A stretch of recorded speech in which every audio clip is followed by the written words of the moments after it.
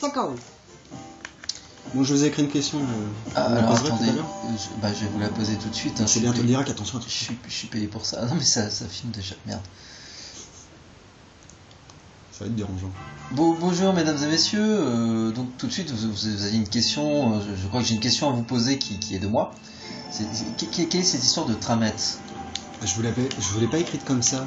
Ah, comment vous l'aviez écrite? Votre concept déposé sur Google. Votre concept que vous avez déposé sur Google de tramette interroge plusieurs personnes et justement je crois que vous vouliez éclaircir un peu ce point. Je suis content de cette question spontanée.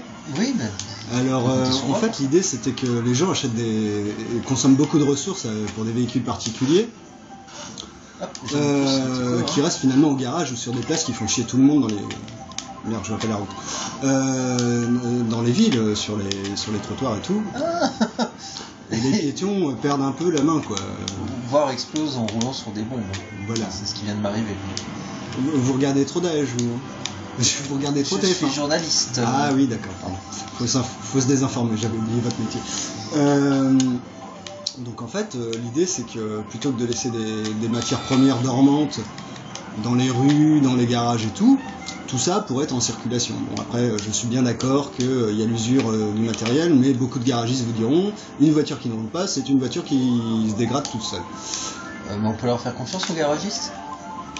Mon père en a un, donc je ne peux rien dire.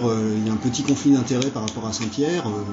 J'ai pas envie de me faire engueuler quand je vais arriver là-bas. Mais tous les garagistes. Mon père est sympa, mais quand même, quoi. Faut pas déconner. Bon, donc qu'est-ce que je voulais dire?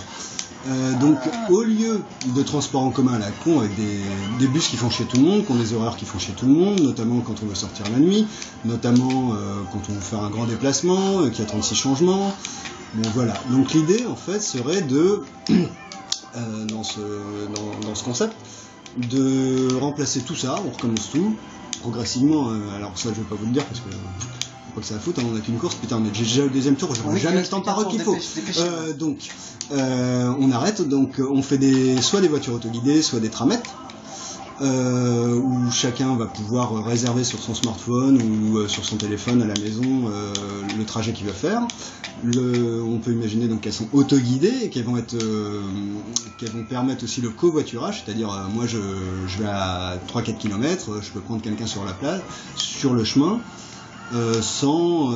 afin de diminuer les coûts de transport. Mais bon, après si je veux payer un supplément pour être tout seul parce que j'aime pas les autres, que je suis un gros capitaliste, il n'y a pas de souci, quoi. Je paye et puis voilà. On peut imaginer que le transport soit gratuit si c'est au niveau des impôts. Et donc, pour en revenir à tous les avantages, donc c'est que la voiture vient vous chercher devant chez vous, contrairement à un bus, à l'heure que vous voulez. Après, vous voyez si vous voulez faire du covoiturage ou si c'est comme un taxi un peu quelque part. Voilà, donc il n'y a plus de taxi en fait. Les taxis, il faut retrouver un autre truc. C'est pour ça que dans la deuxième c'est un peu mieux parce qu'il y a une répartition du travail, donc les taxis sont pas vraiment au chômage. Tandis que dans le capitalisme, c'est un peu plus dur d'appliquer ce système-là. En plus, il doit falloir payer les brevets et tout ça, vous vous rendez pas compte. Merde, on a bientôt fini là. Putain, il ne reste plus qu'un tournant. Donc, il n'y a plus personne sur la place de parking. On peut imaginer des jardins dans les villes. On peut imaginer qu'il n'y a plus d'accidents de voiture puisque tout est auto-guidé, que les distances de sécurité sont contrôlées. Mais j'ai pas le droit. Vous regardez le diaporama de jeunes, tu peux la faire chier. C'est toi qui as rêvé trop tôt. Bon.